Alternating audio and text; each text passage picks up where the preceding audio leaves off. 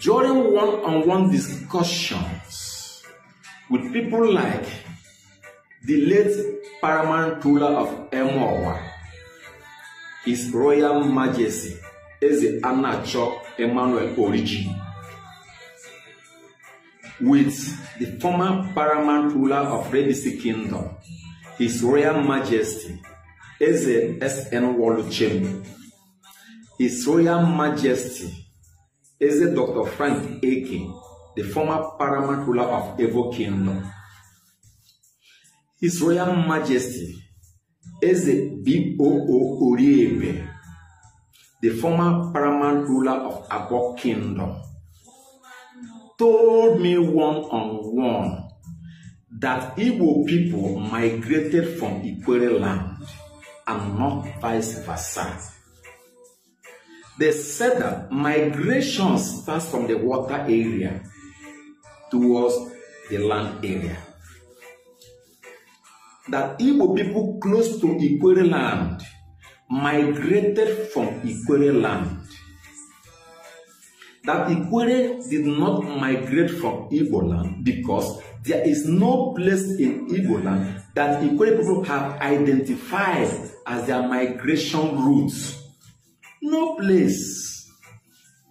Instead, Igbo land have been here in Ikwerre land.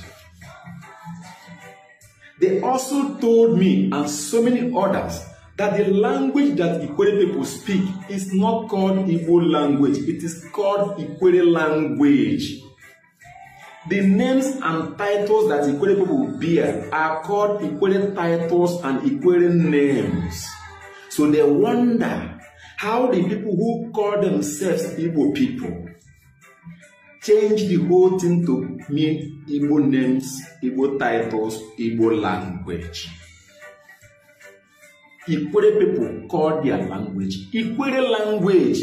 So the people who migrated from Ikwerre land towards the hinterland area took the language with them, took the cultural practices with them, took the titles and terms with them. That is the case. So don't think that Ikwerre as a small place, that such a thing cannot happen. In life, anything is possible to happen. Because people always talk about, oh, what language do you speak? The language that we speak as Ikwerre people is called Ikwerre language. It is not called Igbo language to us. And that is the case. So people always talk about this issue of history. What is important to do in life is, as a person, when you see any piece of writing connected to history, or any statement of any kind connected to history, what you do to find out the veracity of that content that baffles you, that wonders you, that mystifies you, is for you to carry out an independent investigation, independent research into that matter. That is the standard thing to do. Not to quarrel, not to approach it with grouse, not to approach it with wrong sentiment and bias, not to cause, not to abuse, no. Understand it, use sense to follow the whole thing. That is how it is supposed to be. When someone puts up anything that baffles you historically, what you do as a person is for you to endeavor to investigate that thing. As a research historian, what I do is that I move out to ask questions. I deal more with primary sources rather than secondary sources. I go out self-sponsored. Nobody sponsors me. I go out to a particular place, spend weeks, days to know about that particular place. I hear from the people who come from that place themselves what they say, and not by hearsay.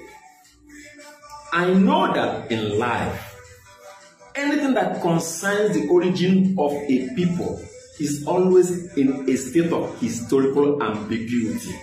Nobody knows, nobody is sure, nobody can find any inroad into any issue that deals with the origin of a people. And so, people resort to conjecture. They build a hypothesis around that issue because they cannot explicate it. They cannot detail it because they do not know. That is life. So as a person, make your own investigation. It is not only the Ikwerre people that say that they are not from Igbo land. Oba people, Ekpeye people, Ikwerre people, Oguta people, Onitsha people, Anyocha, Anyo, Eka, Ogwashuku, and all that say that they are not Igbo people. They connect their histories to the old Benin Empire. But one baffling thing is how our brothers from Igbo land, sisters and friends, always focus on Ikwerre. They fail to recognize the submissions of other people who speak Igbo language, who bear Igbo titles and Igbo names, who say that they are not historically connected to Igbo. They don't want to hear about that. It is only Ikwerre.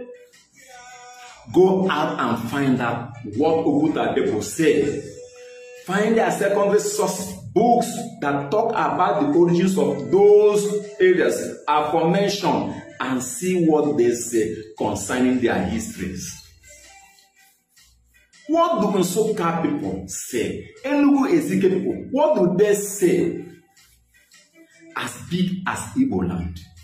One pertinent question that I want to ask is this. Is it possible that one man, one woman gave birth to all the people who speak Igbo, who are in Igbo land? Is it plausible? Is it tenable to accept that one man, one woman gave birth to all the people who speak Igbo language, who are called Igbo people? If the answer is no, how then can we determine the origins of all the people who call themselves Igbo people? That is the way to begin. Where do you come from in Igbo land? Mbise, Mbano, Ikedru, Nnewi. We are in Igbo land.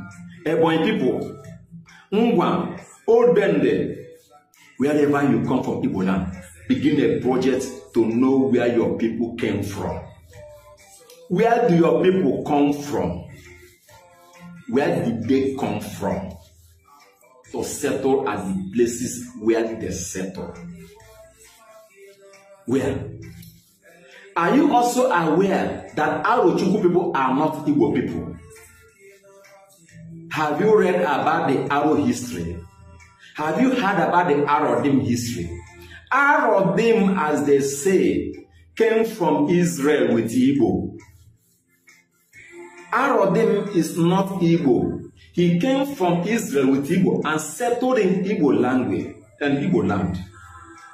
Arochukwu people speak Igbo language. How come they do not speak the Jewish language? I know that Igbo land did not fall down from heaven. Igbo land emerged as a result of migration. Where did they migrate from? Of what language did they come into Igbo land with?